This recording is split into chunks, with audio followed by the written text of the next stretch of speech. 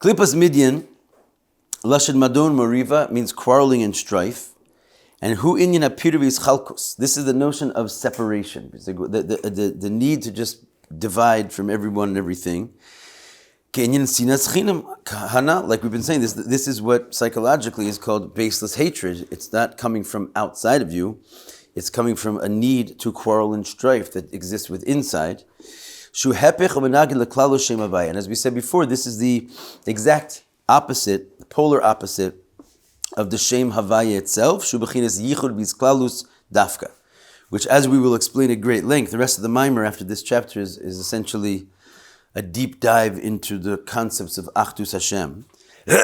But Midian is the polar opposite of this true inter-inclusion and unity, which is called the Shem Havaya. The klipas Midian hu amenagid leze legamri. Midian is the exact polar opposite. But Geru Yosem Hazayin Amamin, as we said in the earlier part of the mimer, it's much worse of a klippa than what we call the 7 nations. Right, the 7 nations of Canaan represent the 7 evil midos. Zayin midos raus, kamo hatayva v'akas v'ratzicha v'agaiva. Just to name a few, he says this is like lusting and anger and even murder, right? And arrogance, right? Or like raising yourself up. These are like particular expressions of the Yetzer Hara, right? Shekol echad v'echad pogim rak ba'os prati m'shem havaya. Each one of those, he doesn't have the ability to, as we said by Midian, to blemish the whole Shem Havaya. It just blemishes, let's say, one letter of the Shem Havaya. In other words, it grabs on and creates a problem, but in a prat, so to speak, in a detail, not in the klal, not in the whole concept. Same is true for a prohibition. If, God forbid, someone transgresses one of the 365 negative commandments, turning the page, shepogem rak medrega echad pratis, right? When a person, God forbid, does that, they make a blemish in one of the strands, like we read in Tanya, right? It's like there's a concept of kares, which basically means you get cut off the whole strand of 613. The rope of 613 strands gets cut, or you can just make a blemish in one strand. Okay, as he's going to say, it weakens the strand in general, but you can't compare the klal to the prat.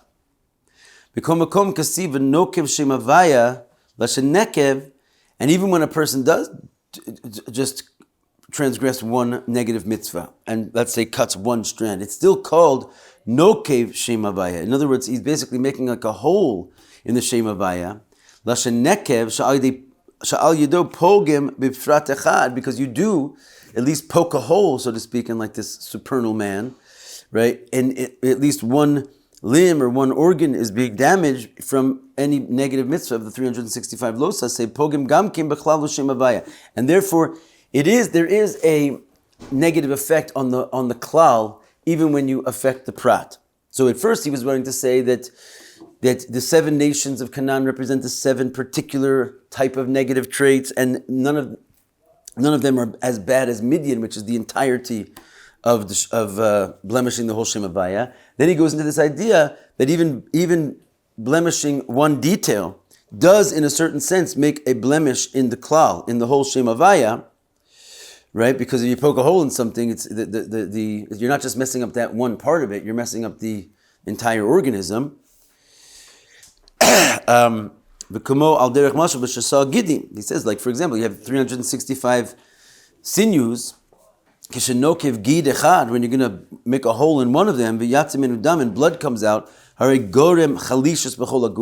it will weaken the entire organism, entire body. He says, nevertheless, lo pagam b'chinas pagam mamish al yedei ma'aser rashalo rak prat echad. And despite the fact that any little sin has an effect on the whole organism, nonetheless, it's nothing like Midian, because at the end of the day, what you blemished really was just through your action, was just one detail. So in other words, you took an action which had a detailed blemish, so that's what you accomplished was a small blemish. Now, of course, everything you do has an effect on the whole, but that's very different than you taking an action that intrinsically like cuts off the whole soul. Right? In other words, when you allow your klipa of Midian to chas v'shalom get out, Your own actions are not just taking out one sinew; they're taking out all of them, right? It's something that blemishes the entire Shem Havaya. It's a very crazy thing that you can even do. Masha'inkin klipas midyan shuhu inyan apir HeChaltzu.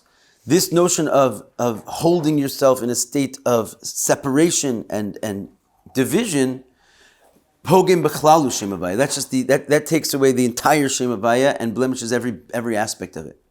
Therefore, it's very, very difficult to fix it. Yosema klipas design midus ra is much more difficult than fixing any of the private, detailed evil midos. Gambi suri Torah, even if it's something that which is an actual overt avera, right? As we're going to see soon in the next line, right? That klipas midyan, it's not exactly like a clear transgression on one of the 613 mitzvahs, right? It's just like an attitude problem, as we've been saying, like a yeshus filled with your own yeshus, right? It's more of a klal, but it's worse than even if you would take out transgress a particular mitzvah where you literally transgressed one of the stated prohibitions of the Torah. And so how do you know? That's a crazy statement. How do I know that just having this attitude of sinas chinam and being in a state of separation is worse than doing an avera? Is rishon haya alavonos chamorim. So we spoke about this in the beginning of this series because the Alter Rebbe also wrote a mimer called HeChaltzu. We learned in the Yom Yom during this period we've been learning this mimer that was one of the mimarim he would say every once in a while to sort of clear the air. Each Rebbe had a different mimer to do that with. They would repeat the same mimer different times of their lives. And he says over there that the first exile was for the most heinous crimes of avodah zarah, gili arayos, shvichas damim, idol worship, and rape, incest, and murder. And yet it was only a 70-year exile. There's man ayin shana in merely 70 years. Tiknu hapagamim shenaisu al de'ech hatam v'avonos hanal. They were already able to fix all the blemishes that took place, right? Because even though those were heinous crimes, they were detailed. Here we're on page 18. They were pratim, right? This mitzvah or that mitzvah. In other words, they were allowing their Yetzer Hara to funnel itself into a particular channel. They weren't dealing with just like the beast itself. And so therefore, even though of course it caused exile and it definitely takes its toll on the entire nation and entire body, but it's much easier to repair because you're dealing with merely a prat. It's like trying to fix, just one severed sinew as opposed to basically like reconstructing the whole body. It's not, you can't even compare.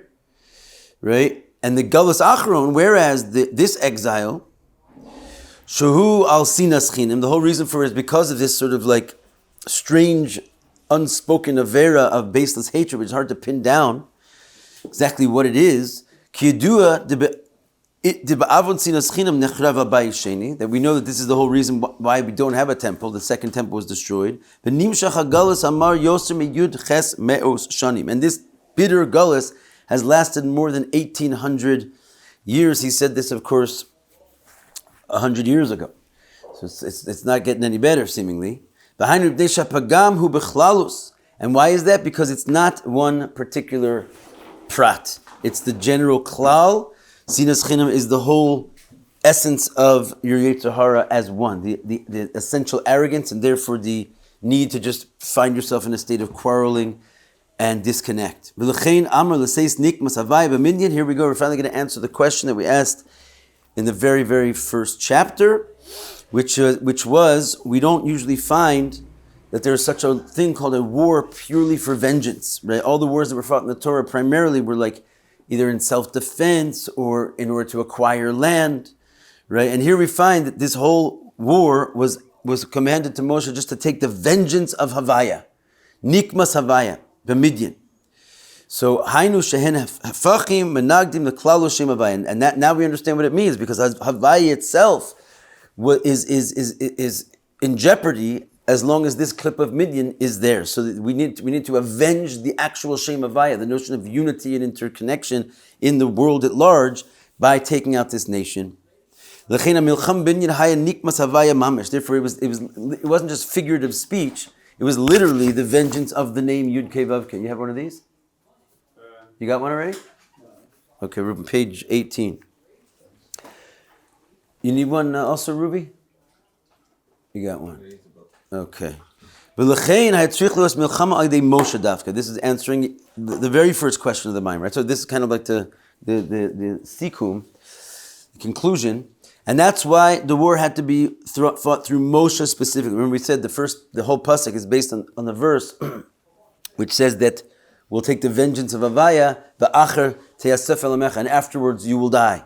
So we saw that there was some kind of a need for Hashem to write in one verse that Midian had to be taken out and Moshe was going to die, two totally seemingly separate conversations, and they were inside of one verse. So we learned from there that they had like this intrinsic connection to each other, that only Moshe could fight this war, and that this war perfected Moshe's soul. It was like the completion of the wholeness of his soul. So why specifically Moshe had to fight this war? We now understand after all this. Because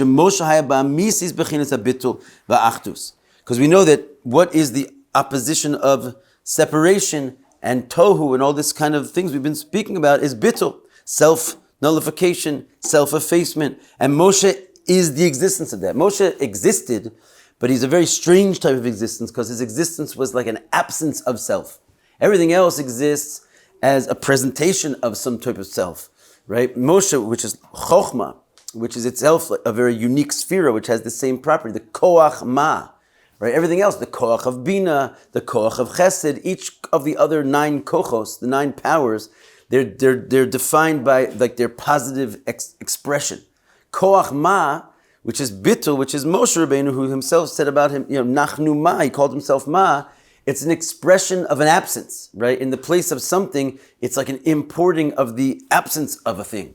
So we all trying to get the Moshe in our soul. We can't do anything in divine service unless the Moshe of our soul is ignited, because divine service in which you maintain yourself as a yesh isn't really divine service at all. As we've been saying, like even Talmidei Chachamim and community leaders, when they're working with, unfortunately, the clip of Midian, not only they're not building, they're destroying, right? This one builds, this one destroys, they're all at each other's throats. So you can pretend, so to speak. And we said, whether it's the avodah of simcha, whether it's the avodah of marirus, no matter what it is, if you're not doing it with that self-effacement, with that bittul, there's a tremendous blemish in your whole avodah. So therefore, Moshe, who is the epitome of this quality in the world, he's the only one that could fight this battle. And of course, it's his completion, because what's the purpose of self-negation? Is to find the place of ultimate self-promotion and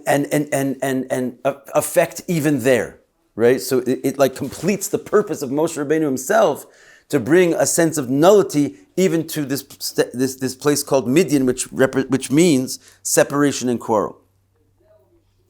Right? Moshe is the emisis b'chinas habitul ba'achtus, and unity b'chinas bitul atzmi, and we're not really done with that topic. He says, Kamoshi Yisbar, we will explain further about this essential bitul of Moshe.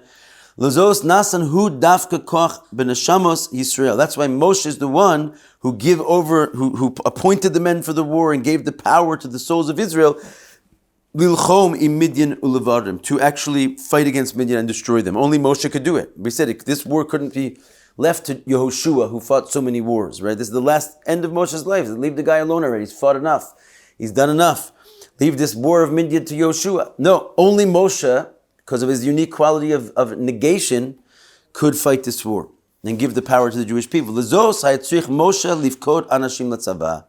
that's why Moshe had to be the one to appoint the people to this war. This answers the final question from the beginning of the Maimer. We had basically these 3 questions, and he said, this is why we have, in the language, says, HeChaltzu mi'itchem, right? Instead of HeChaltzu mi'itchem. HeChaltzu means everybody armed themselves. Then when you say mi'itchem, from amongst you, then it's clearly not talking about all of you, because you're limiting the set to just 1,000 for a tribe, as we know that's what happened. So why does he say everybody arm themselves? And then he limits it, and it's not everybody. So that was one of the questions we had in the beginning of the Maimer, and now he answers it. This is what it means, HeChaltzu mi'itchem, de HeChaltzu mashma kulchem. We know that HeChaltzu as opposed to HeChaltzu means everybody. In other words, because what he's saying is, the only way we're going to fight this battle is if everybody is arming themselves with this quality of bittul. Even though maybe I'm just going to appoint a handful of people to actually take on this nation, we might need to not to send a whole brigade, but the only way we're going to get there is if everyone goes as a single unity and an interconnected Am Yisrael. That is our power to defeat Midian, because it's basically avas chinam and binding together in the opposite of separation. If you're going to go fighting this war and you got your chip on your shoulder, this one's got his chip on your shoulder, not in a state of achdus, you can't defeat Midian that way. That is Midian, right? You're just feeding into their own fire. So he has to say HeChaltzu, in other words, that we all have to arm ourselves as one. The opposite of the pir and HeChaltzu, the total opposite of what Midian represents, which is separation. And then we can fight with Midian to take the vengeance of Avaya, because we are now a united front. We are a representation of the Shem Avaya, so we can undo our foe, Midian. Okay, Mazel Tov. That's pretty much the beginning and end to a certain degree, but we've got some good stuff ahead. That was just the answering of all the early questions. So, Rabbi, yeah. So, a lot of it seems to be machshavot. We have maybe there's actions, but I was thinking that sinus chinam is by nature an emotion. It seems to me mostly. I mean, we have it in our. So is that saying that machshavot is higher, is more important than ma'alot? Than what? Than actions. I would say that it's even deeper than machshava, right? Although I see what you're saying. It's like beyond the state of action, but it's also beyond the state of machshava, right? Because it's machshava, dibur, and maisa, thought, speech, and action. If you think about it, all of them are just garments of the soul, right? So even machshava, in a certain sense, is like action, in that it's not really you. It's something that you are doing. So instead of doing, it's you thinking, or it's you speaking. But there's this notion of basically your garments being something which is an expression of what's going on inside. So what we're dealing with is actually much more severe than just machshava, although that might anyway be what you meant. But it's like, it's in a deeper level of the source of the emotions of the nefesh habahamis, right? So what's beyond thought, speech, and action? You go up into your 7 midos. The soul, the actual soul. And if you go higher than that, you get into the Chabad, right? But we don't need to go that high to get to Midian, because we know that Midian actually did not have an effect on the Chabad, right? The intellect, the Shviras HaKelim, we say, was basically with the emotions. It wasn't really with the intellect, right? So what causes the emotions to be out of line? Instead of loving God, you're loving self, or you're loving, taivas of this world, is because there is a shvira, is a breakage at that point in your emotional state, right? Which is really just like this intrinsic need to feel your own self. So that could express itself as thoughts of, first thing it actually expressed itself is it breaks down into the 7 midos. That's the 7 nations of Canaan. So there's like Midian, which is not one of the 7 nations of Canaan, but it sort of precedes them all, because you won't have such a thing as the 7 nations of Canaan unless you have a Midian first. Because first you have to be in a state of quarrel and strife, which is the general feeling, essential state of yeshus in you, and then that can have 7 different flavors of how that yeshus could show up, and then you come up with machshava, right? And on top, so now you have like anger as an emotion, which was actually a child of Midian, which was a state of selfishness, and then the anger can put on thoughts or speech or actions of anger. So you might have anyway meant that when you said machshava, because sometimes machshava just means like deeper aspects of yourself. But technically speaking, machshava is the end of the problem, not the beginning of it. So the big problem is the yeshus. Mm-hmm. The big problem is that's it. Yeshus. It's like the solution is more bittul. Right, the solution is bittul. That's the whole mimer. Yeah. Okay. So going on to chapter 18. And he says, here you go, young man. He says, it's a beautiful, nice, wholesome class. Let's start it at 7:30. What do you say? Okay. Lahavin bir hadvarim hanal. To understand the explanation of everything we've said up until now, how Klippas Midian is the opposition of the Shem Havaya, we have to first understand Inyan ha'achdus the Shem Havaya. Right? That's like scaring me just looking at that line. First we have to understand what does it really mean, the true unity of the Shem Havaya. It's a deep conversation. We know the difference between the two names of God, the two primary names of God, like we say in the Shemash, Hashem Elokeinu, Hashem and Elokim. The Shem Elokim, who makar HeChaltzu. The name Elokim is really where the source of division comes from. Right? We'll find that it's really one of the only divine names that is said in a plural. Right? Every other name of God is a singular for good reason. God is one, and yet we find that Elokim, like it's here he says like Elokim Kadoshim, right? You actually like conjugate the name of God as a plural. The way Hebrew works is that also the adjective that comes by it is matches the noun that it is. So you say holy God, and since Elokim is plural, it sounds like you're saying holy gods, right? Chas v'shalom. So why is that? Why does Hashem have one of his names which is plural? Which is a lashon Rabbi, who asher niglu elav Elokim. And here he gives another example that God appeared to him, and again the word appeared is a verb which is conjugated in the plural. How can we say that you're gonna? It's like saying they on God. It's exactly what it is, and it's like disturbing. And this is not something that we find. This is the basic conjugation of God's name, Elokim. And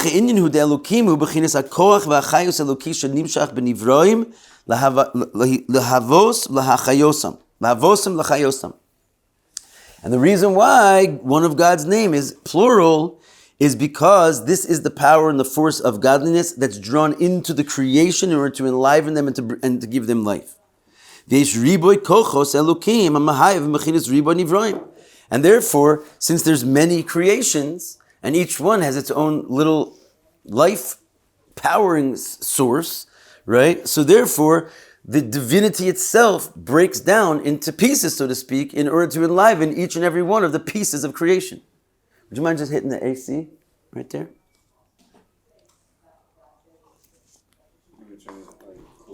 Just turn it on. Thanks. And he says this. We see this here in the lower creations. You can't really get away from it, right? There's infinite division inside of our reality. Hashem, right? And this is sort of summed up in one quick statement from God, from David HaMelech, where he says, "How numerous are your deeds, O God? You can't really get to the end of it. It's just infinite numbers of things. And even though there are infinite number of things, you can divide them into categories. And in general, they're divided into what's called datzcham, which we know means domim, tzomeach, chai, medaber, the inanimate, the growing, the animal, and the man. So anything you're going to find, you can fit into one of these categories. That's in general. Ubederech prat, yesh bechol echad riboy pratim. Each one of those categories has many, many details. Sheyesh kama mini domim. There's so many levels of inanimate. In avanim peshutim, start off with just simple stones. Ad avanim tovim, hameirim, to get gorgeous, glowing, precious stones.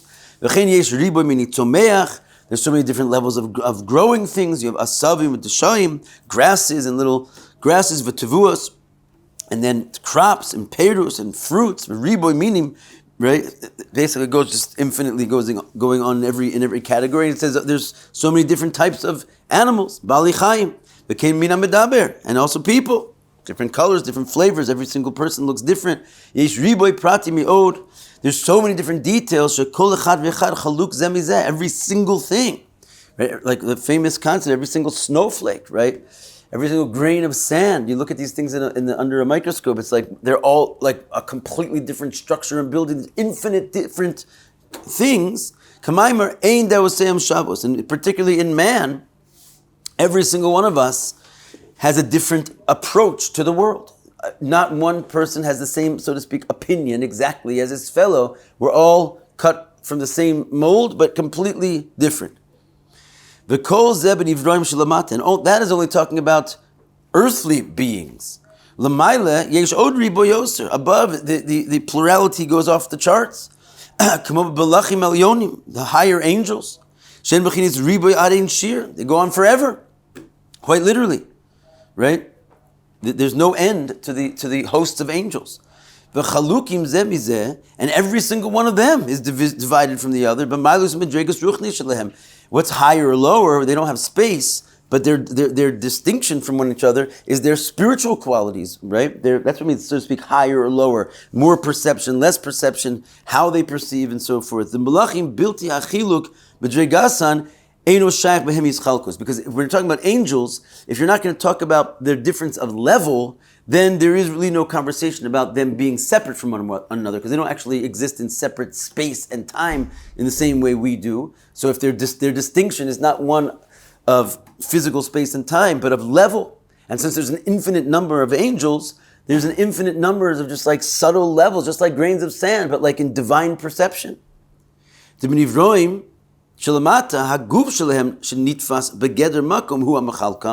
comes to the creations down here, it's their bodies, which basically takes up actual space that divides us, right? Our levels as well divide us, but primarily we can be divided even by our bodies. When it comes to angels, their bodies are not in the realm of space, mamish. What divides them into two, right? It's their spiritual levels. That's what divides the angels. He says parenthetically, so now he kind of wants to amend that statement a little bit. And he says there is actually some kind of a type of space in the higher world, the higher spiritual worlds. And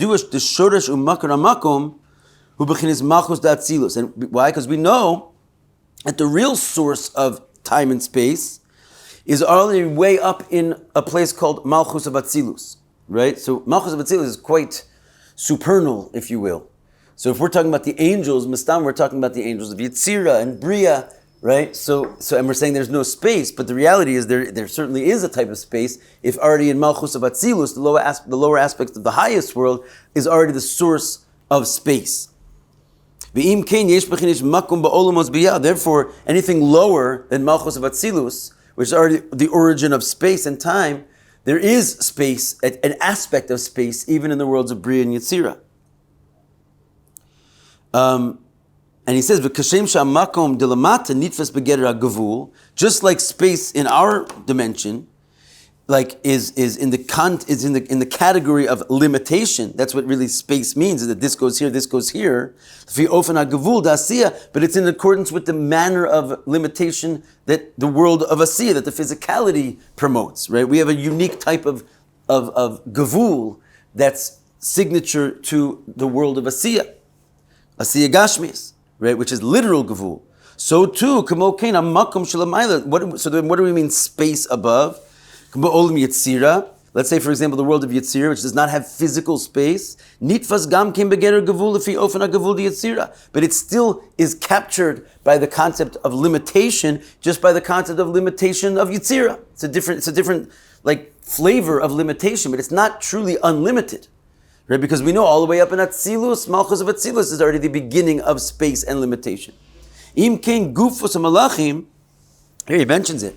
Therefore, the bodies of angels, so suddenly they have bodies. Hagam shem yisoros adakim, even though their bodies are not made out of what our bodies are made of, because they come from the more refined elements, which is Eish and Ruach, fire and air, as opposed to everything in this world is a mixture of fire, air, earth, and water. So the earth and water part is what makes us take up physical space entirely. But even in this world, you can see fire and air are much more spiritual. The difference is between the fire and air, even in this world, have an element of water and earth in them. That's why even fire and air you can sort of like grab them, and they can and they take up space. There's like a wind, is in a certain area of the world. Even fire and air actually take up physical space, but it's not because of the fire and air in them. It's because of the water and earth, which is by definition mixed in with everything in this dimension. But the angels only have fire and air. They don't have the earth and water elements, and therefore they're like truly spiritual. And by the way, it's not fire and air of this world, it's fire and air of Yetzirah. So they do have bodies to some degree, because even though they're only made of those two elements, there's still a type of limitation there. There's elementals, qualities there. So even though they're extremely spiritual, and if one of them would pop in over here the way it is, it wouldn't take up any space in our world, right? So in a certain sense, that's what we mean. It's unlimited, because that type of level of limitation, it wouldn't show up here, because it doesn't. This realm of limitation doesn't like grasp it in its dimension, its parameters. But in the realm of Yetzirah, it takes up space in the dimension of Yetzirah. Would it be like a ghost? Yeah, I guess like a ghost, but yeah, kind of like a ghost. It depends on your definition of a ghost, I guess. If a ghost can actually like knock over like a cup, then in some level the ghost has taken on the properties of our world, because it takes up space. But like an actual like apparition, what do you call it? Apparition? Like for example, like the Arizal would just like go out and like talk to the Tanaim and Amoraim that he bumped into in the forest. I don't think that anyone else could see them. And the reason that he could see them is because he was able to perceive into the dimensions of Yetzirah and Bria. So yeah, it's like they have some kind of space, but the regular boundaries of our world don't pick up on it. So I guess you can call that a ghost. Apparition. Apparition. Yeah. Okay. So Higam. Where did I leave off here? Yeah, in that parentheses, right? Yeah. The second parenthesis. We're in a parenthesis inside a parenthesis, I believe. Higam eish v'ruach nitvas lamata b'geder makom. Right? As I was saying a moment ago, because our fire and water, even though there's, so to speak, spiritual elements here, much more than fire and air, they're much more spiritual than earth and water, still they take up space in our dimension. Ki haruach yesh lo shetach, right? The air is here in this, so to speak, weather area and not another one. Kamokim ha'esh nitfas b'makom. Also the fire, right? You can run your hand through it, but it's on this candle, not that one. Kamo ha'barak, or he says like lightning. Shenira ha'esh b'shetach makom. You see lightning, you can basically point to exactly where it is in the sky. It takes up place. V'kein gama eish ha'yesodi hainu galgal ha'esh hu b'geder makom. Wow. Then he says even the actual eish ha'yesodi. What is the eish ha'yesodi? Anyone know what the actual yesod of eish is? The element of fire. It's like this thing that goes around the world. Right. The Rambam explains that when I say that everything is mixed with fire, water, earth, and air, that's actually on the earth, right? But above the earth, according to him, there are the individual elements which are not mixed together. And so you have like and therefore, since they're not mixed together, they're also not quite like space and time of the earth. That's why you can't just like go into space normally. It's like a completely different experience, because physicality is actually different there to some degree. And so he's saying that when you light a fire, why is it going up? So it says in the Tanya, because it's trying to go back into the actual element of fire, which is underneath the moon, right? It's like surrounding the earth somewhere, which is just the pure element of fire before it gets mixed in with the other ones. So when you see fire, you're not actually seeing the pure element of fire. As I said before, you're seeing it mixed in with all the other elements. But he's saying even the pure element of fire, which is extremely refined level of physicality, it still takes up space. It has an area, right, above the earth where its dimension is. And the sun wouldn't be included in the element of fire? No, it's like a different thing altogether. Yeah, interestingly. It's hard to match this into like our modern day understanding of Jupiter, which is basically a gas giant. Would Jupiter be like the element of fire? I don't know, to be honest with you. Like this is not. It's the Rambam. It's like a medieval understanding of science. I'm sure it has some kind of a modern application, but I don't know how to really, to be honest with you, to like start to assign the different planets to these things. Essentially, he's just talking theoretically, right? Just like we're talking about angels. It's like some dimension we don't see. He claims, and of course we believe him, it's Torah, we don't necessarily understand it exactly, but that there's a dimension beyond the normal physical earth material that we experience, which is, as I said, everything in our world is a combination of all the four elements. Even water is not purely water, whereas when you go to a certain level above, the elements are sort of separated from each other, and therefore that's why the Alter Rebbe says, or the Rambam says, I forget, that's why you can see through them, right? Because they're actually sitting right above the earth, and the fact that they're not gashmius in the way that everything in this world is gashmius is evident for the fact that they're translucent. You can see through them. So is that why when Hashem said in the beginning of the world, when He separated the water and He put the water in the sky? Yeah, to go through that's it, interesting. see it. That is interesting. Maybe it's like the element of water and the. It could be. I didn't see that anywhere, but it sounds like it lines up. Okay, so anyway, what he's saying is even the gal ha'esh, right? Even this pure element of fire still takes up some kind of space because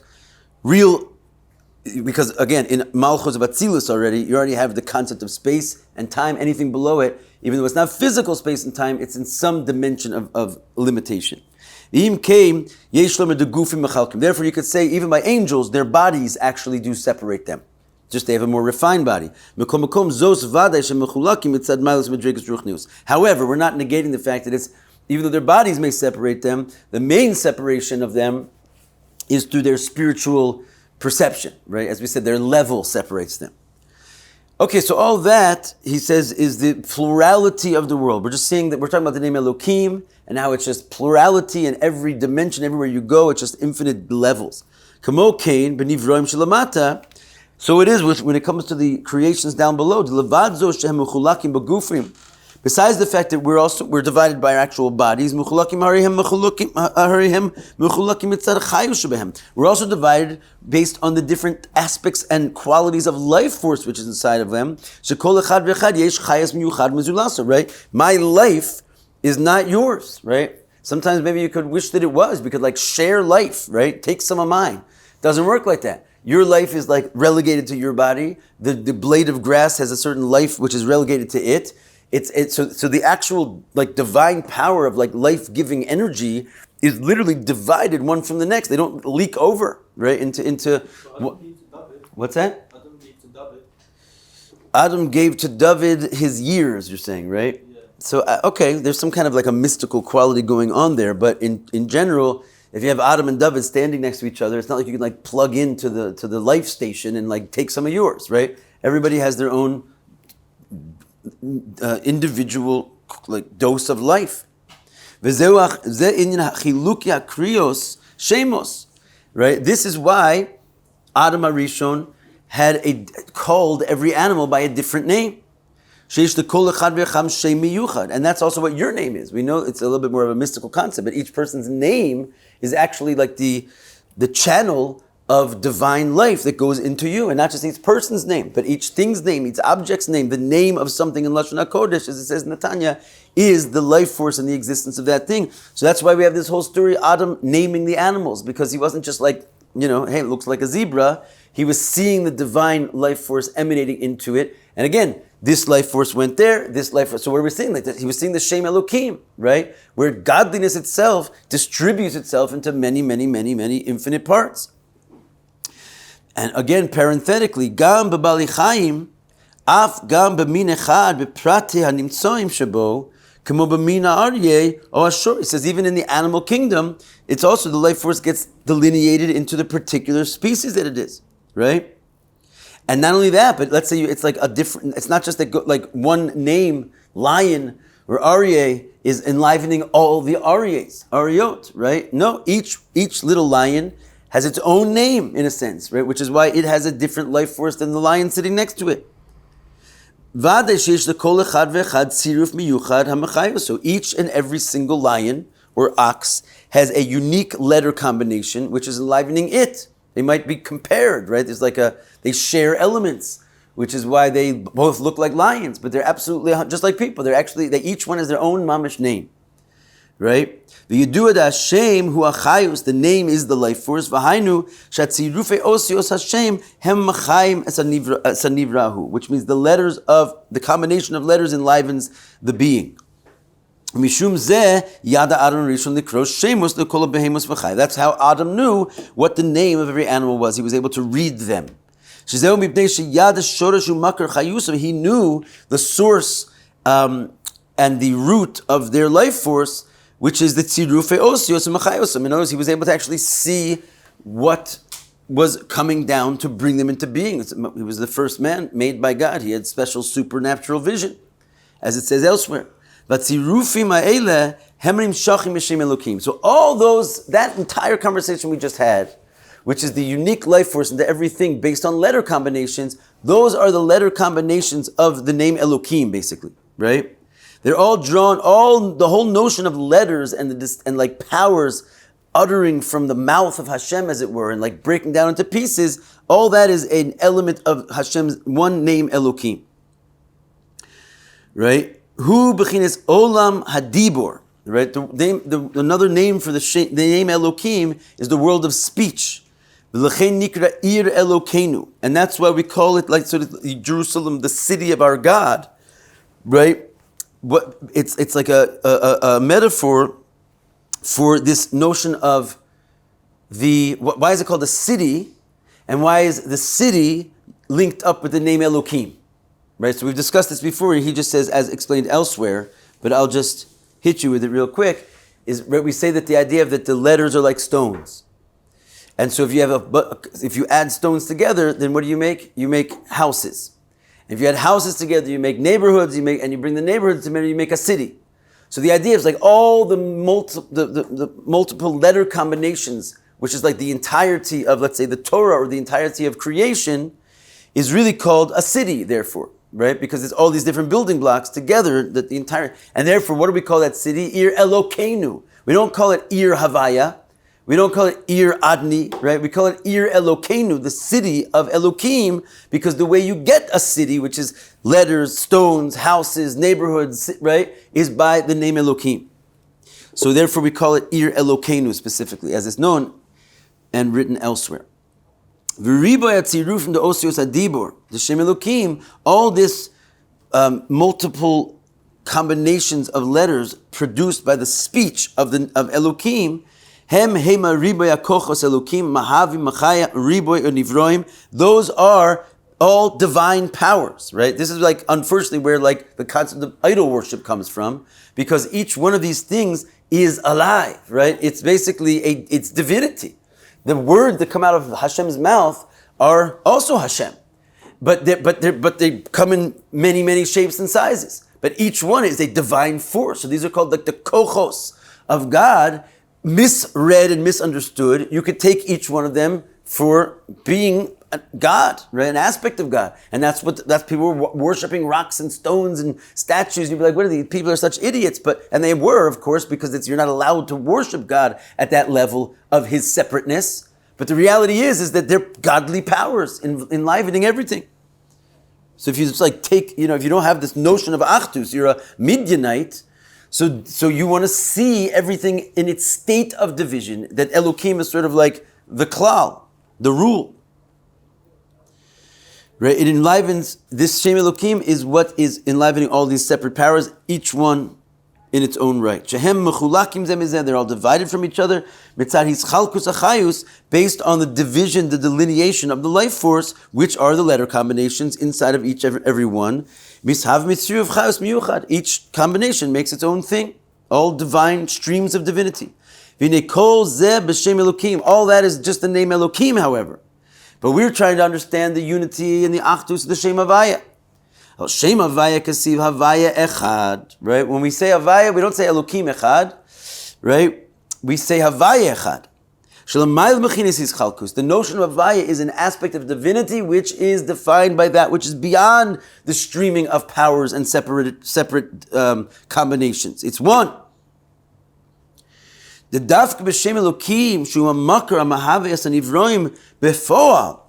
that only in the name of Elohim, which is what in actual reality, right, enlivens each and every creation, right? That's when, in other words, there's the idea of the potential division of all things versus the actual division of all things. Like, for example, you could have in your own mind a speech that you want to give, and to a certain degree, the whole speech is already divided into different words and different letters, but when you actually speak it out of your mouth, it's unquestionably now, each letter is divided. So there's a move where you take the potentiality of division, and it becomes actually divided, and that's what we're saying is the Shem Elokim. It makes the division b'poel mamish. And that's what we see. Bereshis bar Elokim. Why do we say in the creation story that it's Elokim that created? Because when that's talking about the actual bringing into existence of separate reality, the real Bria. And therefore it uses the Shem Elokim. Because that's the name that makes it come to be in actuality. Shua makar mahaves anivroim b'poel. Bereshis bar Elokim hu b'chinas koach hapoel b'nifa. And what we call this is the power of the doer in the deed, right? So let's say, for example, you could throw a ball. So you have the ability to throw a ball, but before you've actually thrown the ball, the ability to eject energy from your body and have it carried inside of another body and then go against gravity and project itself across the room, which is kind of like a Superman type of situation. If you think about it, you're just sitting here and all of a sudden you have a koach inside of you, which you can eject from your body, right? And it takes power and flight inside of a second body, right? So the power of the doer can oftentimes just stay inside of the doer, right? Right now I'm not throwing a ball. So the koach of me to eject this power outside of myself is only theoretically. It's not bepoel mamish. When I actually throw the ball, and I actually eject energy, and it's now being carried inside of the done, right? There's the doer and the deed. So it's called koach hapoal benifal, right? You guys have all the conjugations on the wall there. This is your basic koach hapoal benifal means the power of the doer in the done, in the deed. So Shem Elokim is that. It's when Hashem is not just theoretically able to create a world, but he actually ejects the power outside of himself. It now gets delineated and distributed in all types of footballs out there, and it's now his energy is now being carried in letter combinations, so to speak, outside of himself. That's accomplished by the Shem Elokim. There is where it's shaykh, the Indian of HeChaltzu tzirufim lahavos lahachayos. That's the only place where you can actually say there's a real division of powers. Because my power right now to throw the ball is still totally united with me. And that energy, which could theoretically be being carried in the ball outside of me, right now is not a separate energy from my own self. It's in me. So it's not relevant to talk about it as like, I got 4 or 5 balls in the air. I don't have any balls in the air, right? It's only theoretical. The Shem Havaya is beyond the source of the worlds. Right? In other words, it's not that part of God where he is ejecting energy into separateness. It precedes that. And it's known that if Hashem would have just utilized the name Havaya and not encloaked that into the name Elokim, the world would never have existed in actuality. That's why it doesn't say Bereshis bara Havaya. Because there's not going to be a Bereshis bara Havaya. If he tried to create it with Havaya, Yud-Kei Vav-Kei, it never would have been bara. Bara actually also means the word come out, like the word Beraisa. It can mean to exit, believe it or not, right? So there would have been no exiting an experience of separation if he made it from Havaya. Havaya doesn't do that. Only through the name Elokim specifically. Let me just finish the last line. And therefore the name Havaya is intrinsically holding in a state which is beyond any separation. And that's what we say, that's what we mean when we close our eyes twice daily at least, and we say Havaya Echad. We're basically saying that there's a dimension of divinity where the whole notion of separation just doesn't happen, because he's not ejecting anything out of his essential self. Okay, pick it up tomorrow.